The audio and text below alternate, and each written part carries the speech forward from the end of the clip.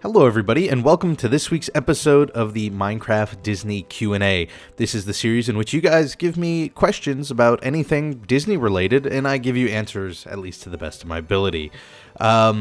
If you want to ask your own question, all you have to do is leave it in the comments below, and if I don't get to them all here on the show, I try to at least answer as many as I can in the comments themselves. We're here on MC Magic at the Hollywood Studios. I figure it's been a while since we've been on this park, and we're going to go ask. I have 12 questions here. We're going to dive right in and start talking some Disney.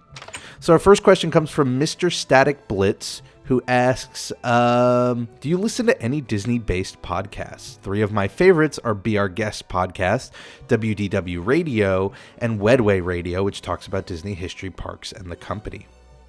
Great question. So I do listen to some.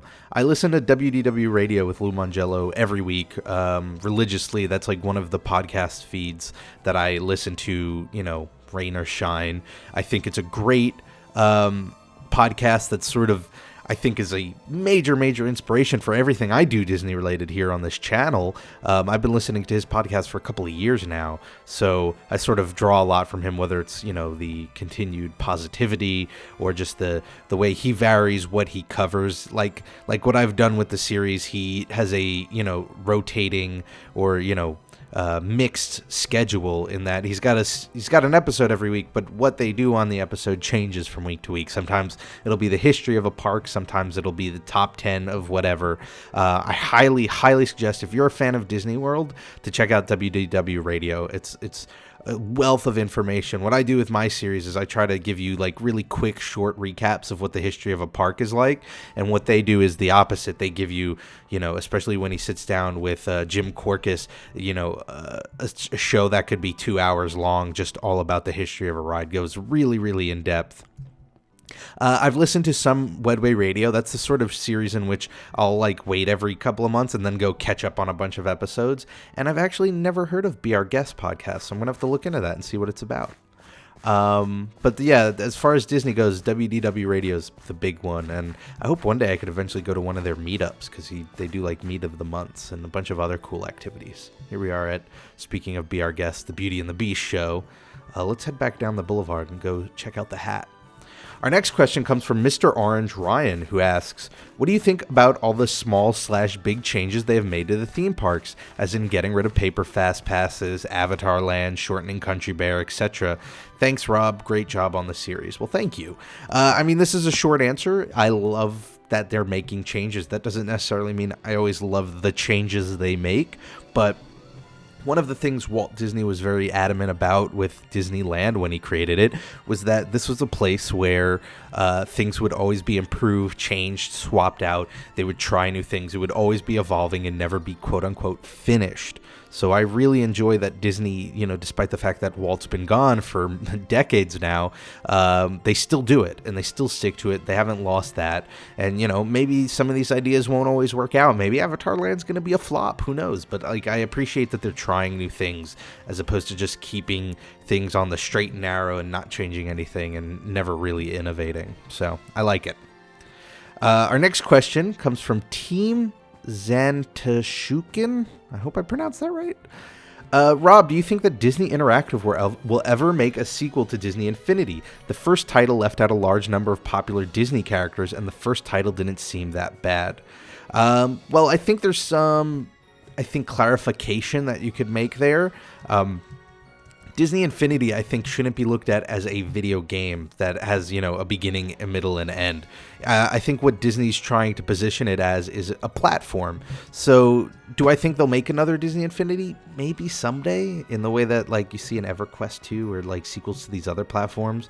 But look at it the way Rock Band was sort of set up, in that what they should have been doing is, just putting out new kits. So yeah, the original Disney Infinity as it was placed sort of is missing a lot, but there's room to add more, and they sell kits. So, there's the Toy Story playset now, and you can just keep adding those playsets so that you don't have to release a Disney Infinity 2.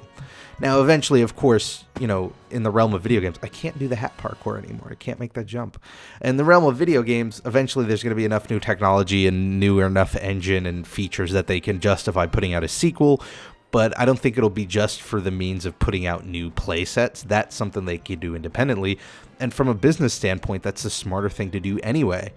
Here's the commissary. This is one of my favorite places to eat. I'm not big into like the fancy places. I like these places for some reason.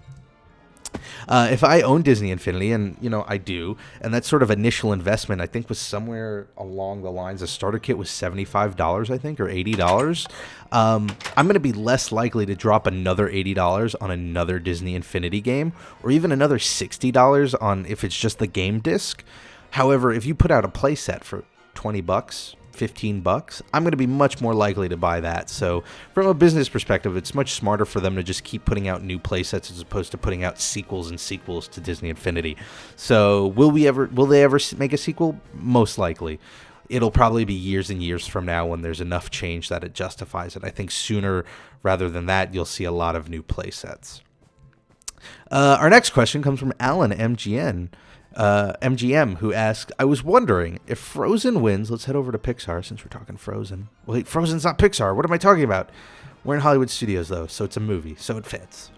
I was wondering if Frozen wins the Academy Award for Best Animated Feature and Best Original Song Oscars for Disney's Frozen. It'll be a great part of Disney history because it will be the first time an animated film made by Disney and not Pixar will win an Oscar that's not just for the song only. For instance, Beauty and the Beast. What's your opinion of this? So what you're talking about is the fact that Disney films often will win Oscars for music, but outside of the Pixar films, they're not really winning for Best Animated Feature. Now, the catch there is that Best Animated Feature is actually a relatively new category at the Oscars. It wasn't created until 2001. So it's only about 13 years old now, 12, 13 years old. So if you take out all of the Pixar films that were made in collaboration with Disney, there's not a lot of movies there to begin with for it to be nominated. So if you think of like the first Disney Renaissance, like The Little Mermaid and Aladdin and The Lion King, they had to directly compete with other live-action films, and that's a real tough nut to crack. Who knows if that'll ever happen, to see an animated film win Best Picture. I mean, we've come close, but that'll be a pretty landmark day. So without that Best Animated Feature category, they didn't have a lot of space to win, so they were always winning in the music category. Now, that said, they still won a lot of Oscars at the company. A lot of the short category Oscars were won by Walt Disney himself for a lot of the animated shorts. So, Disney Animations were winning Oscars for more than music long before, Pixar was even a twinkle in George Lucas's eye. That said, if Frozen wins, that'd be fantastic. And I do think it would sort of trigger, this talk of a second Renaissance, Disney Renaissance. Although I've mentioned this in the past, I don't think it will be as impactful as the first Disney Renaissance because the company is not on the verge of going under the way Disney was the first time when there was a Renaissance.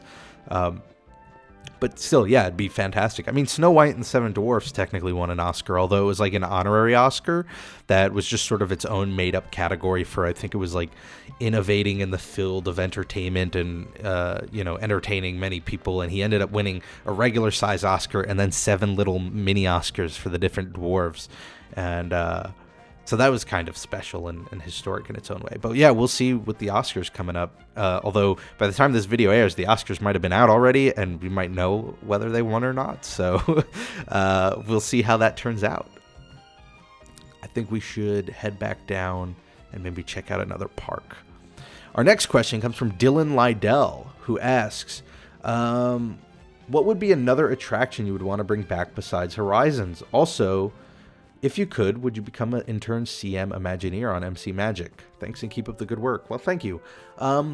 So technically, I wouldn't want to see any ride come back, just because I think it goes against, going back to that first question, or second question, the idea of constantly changing and evolving. Horizons, as much as I love it, closed for a reason. It wasn't as popular. It was kind of outdated. Yeah, it held a lot of great memories, but you can't have rides just based on memories. So I do think it was okay to take it down in the long run. And so I wouldn't want to see any retired rides come back, although I would love if I would magically was able to get the chance to ride Body Wars again. For some reason, I really have a nostalgic trip for, that ride and just the Body Pavilion, the Wonders of Life Pavilion in general. As for your second question, would I ever become an intern or CM? Not really. I mean, I really enjoy the MC Magic, and I enjoy going on there and talking with the community and hanging out and being part of the group. But I make so many videos every week, and I have a job and things like that I wouldn't really have enough time to be a helpful CM. So I'd rather just sort of contribute my own way by hopefully spreading the word about MC Magic through these videos. So probably not. Maybe one day if I were to ever stop making videos, if that were to happen and I'd have the free time, I'd consider it. But I don't see that happening anytime soon either. So yeah, that's about that. Next question comes from Matthew Cooper, who asks, I'm new here and it's awesome. I was wondering if you think MC Magic will ever go back and fill all the open land with trees and other landscapes. I think it would make the experience on the server better. I do think they would do that. I don't think they do it right away. I mean, they still have a lot on their plate in terms of what they need to finish to be, a complete Disney World recreation. After that point, I could see that being like a side project that they take on, and I would love to see it as well. I've always joked that if I were to ever be an Imagineer on the MC Magic, again, if I had that time, I wouldn't want to work on rides or theme parks or water parks or anything like that. I would actually like to work on the roads and the trees and sort of all the in-between spaces that would make it really stand out as a complete Walt Disney World recreation. Signs and stuff like that. I think that'd be really fun and add to that immersion, because when it comes to immersion in like digital worlds, I think as much as the big stuff is important, the little stuff is equally important, because it's the sort of thing that you don't notice when it's there, but you notice when it's missing. But yeah, I could totally see MC Magic going and adding all that stuff in after they're done with the major stuff. Our next question comes from Disney World Genius, who asks, what do you think about a monorail running to every park? Do you think that would be doable? I've sort of answered this in the past, so it's going to be sort of a quick answer, but is it doable on a like realistic scale? I'm sure it's doable. You could do it to one park, you could do it to all of them. Do I think it's feasible? Probably not. I think if you added up all the numbers, running the buses to the hotels, from hotels to the parks, would be much cheaper than to get, Hollywood Studios and Animal Kingdom on the monorail lines. So I don't think they'd ever do that. Well, maybe not ever. Ever is a strong word to use, but I don't think they'd plan to do that anytime soon. As cool as it would be, I love the monorail. I would love to see it. Where are we going? Magic Kingdom? Animal Kingdom? Get on the bus. Boop, boop. This is a short bus. Next question comes from Max Ray, who asks, Soarin' has a new interactive queue that you wave your arms around and a sensor tracks body heat and you can play games. Do you see this happening to any other rides in the future? Thanks and have a magical week. Well, thank you. Let's warp somewhere. Let's warp to MK.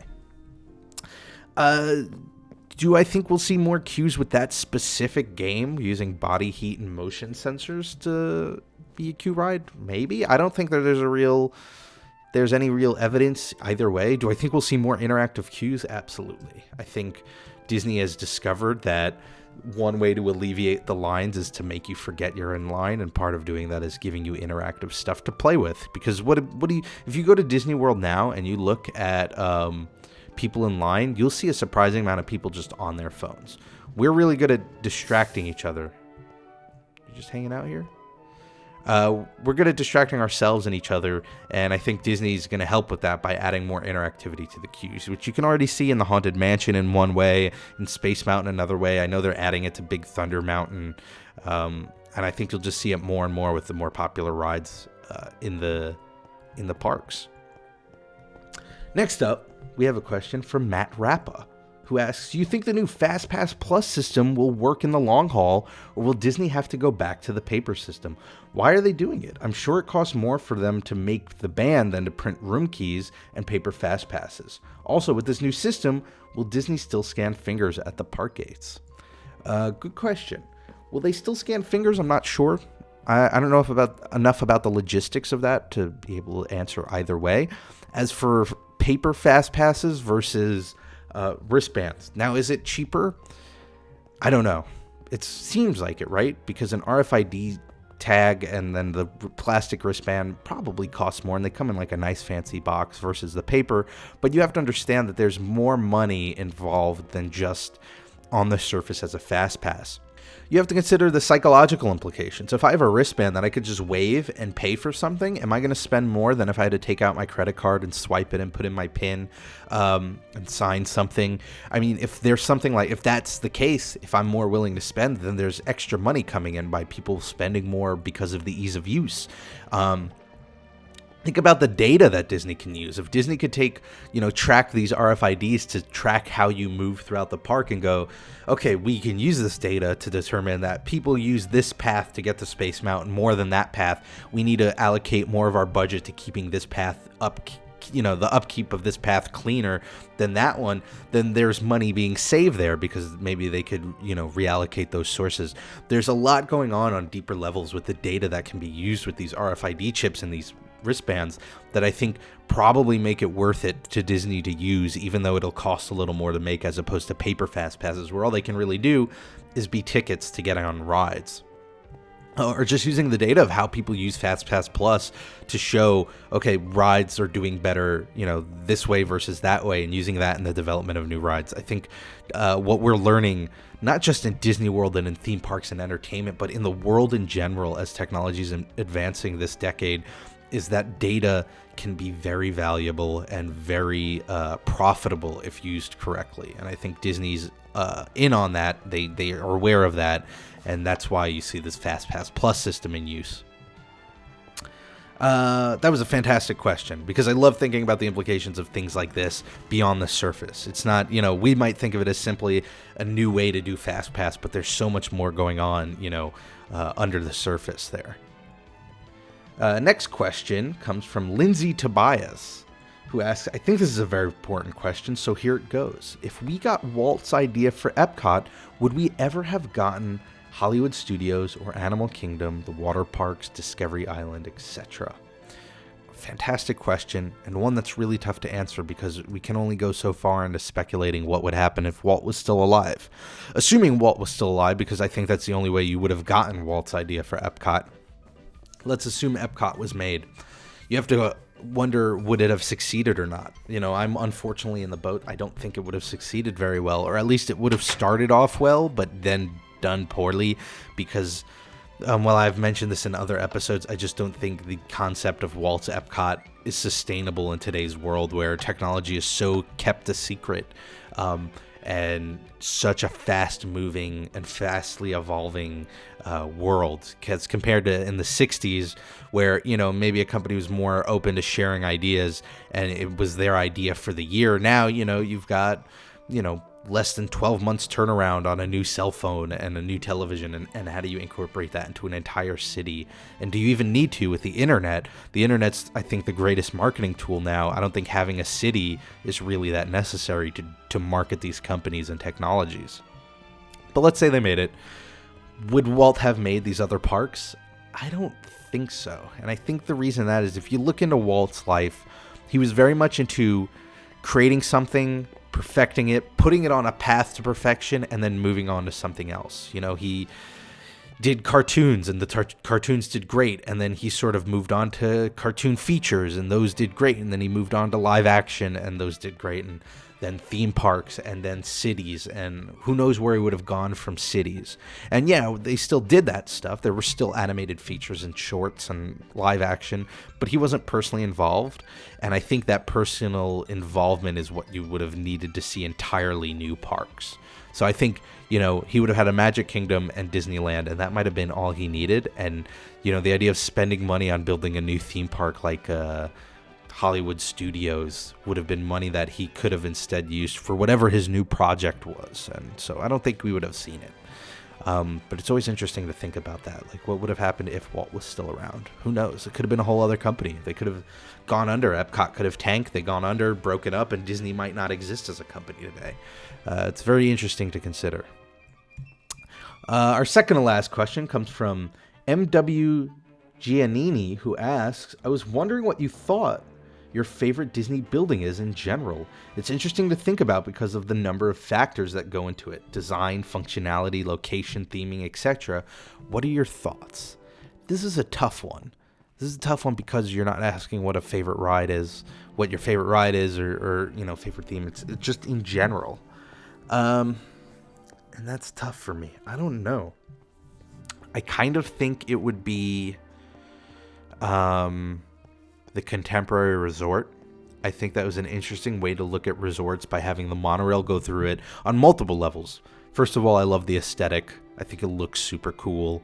I think the rooms are really beautiful, especially the ones that now that they're revamped and refurbished, they looked amazing. I think having the monorail run through it was a very novel idea that ended up working really well for it. On top of that, it tried a very interesting and new way of this sort of prefab construction, in that they were building the rooms off-site and then moving the entire room over to the hotel frame and sliding them in.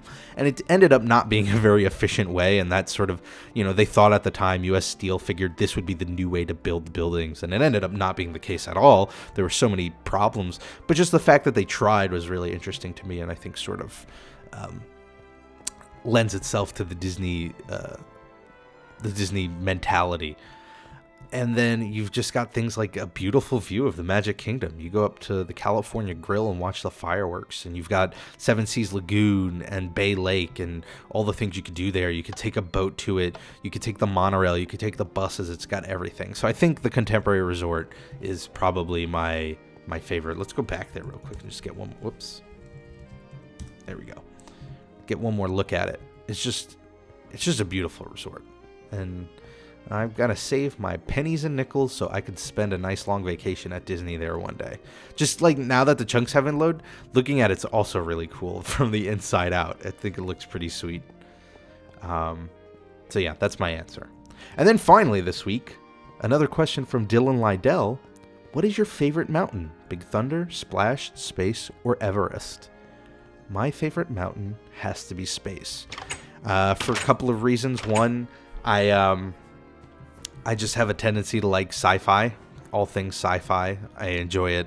I love the aesthetic. I love that it's indoors. I think it looks really cool. It's got that 1950s sci-fi look to it.